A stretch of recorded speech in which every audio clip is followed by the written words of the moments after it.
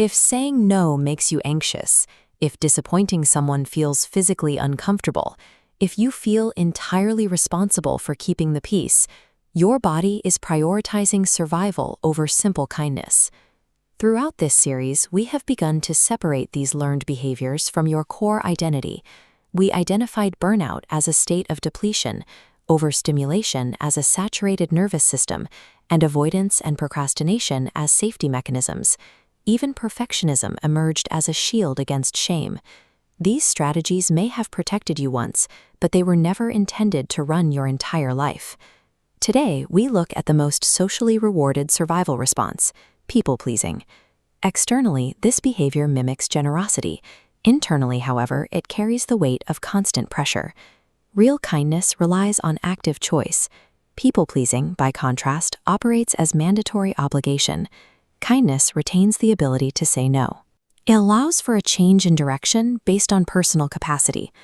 People-pleasing removes that capacity for refusal, forcing you to comply until the system breaks. This presence or absence of choice marks the exact boundary where real care ends and fear-based compliance begins. Sign 1. You feel responsible for how other people feel. If someone is disappointed, you assume you caused it. If a mood changes, you immediately scan for what you did wrong. Clinically, this is hypervigilance. Your nervous system has learned to treat the emotions of others as active signals regarding your own safety. This neurological adaptation often begins in early environments where love felt conditional or conflict felt unsafe.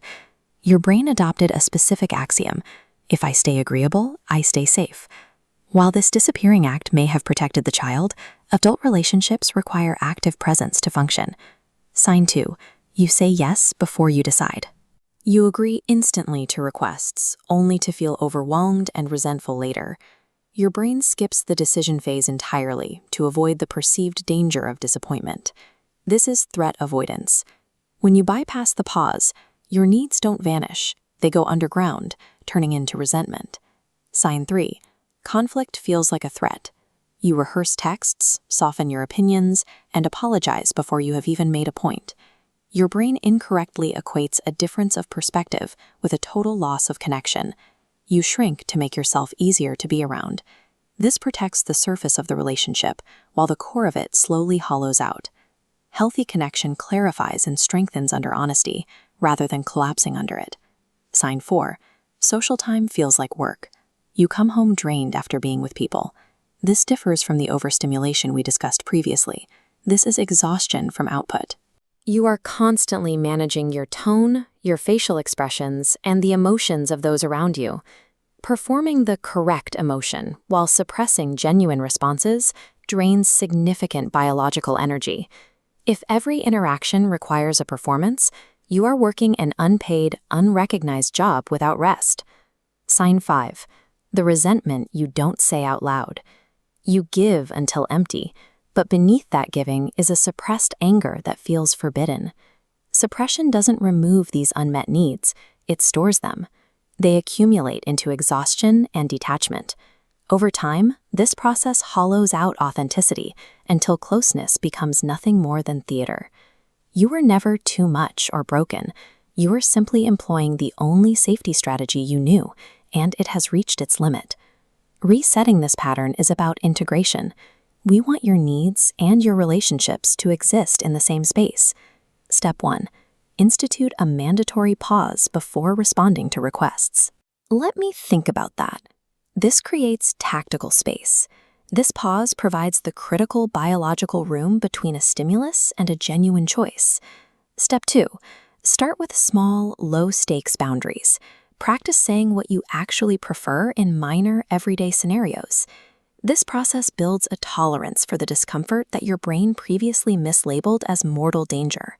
Step 3. Consciously separate feelings of discomfort from the reality of danger. When you face someone's disappointment, notice the tight chest and racing thoughts. Remind yourself that discomfort is not rejection, and disappointment is not abandonment. Step 4. Redefine kindness. Any kindness that consistently excludes you is just compliance wearing a softer name. Healthy generosity flows from stability, not fear. We have seen burnout, overstimulation, and perfectionism for what they truly are: survival strategies. People-pleasing belongs on that list. It deserves understanding. But understanding is the first step toward unlearning. When you feel the pull to shrink, pause. Ask yourself, am I choosing this, or am I trying to stay safe? That question is where the pattern starts to loosen, and loosening is where freedom begins. Next, why emotional numbness is a protective shutdown. Don't miss it.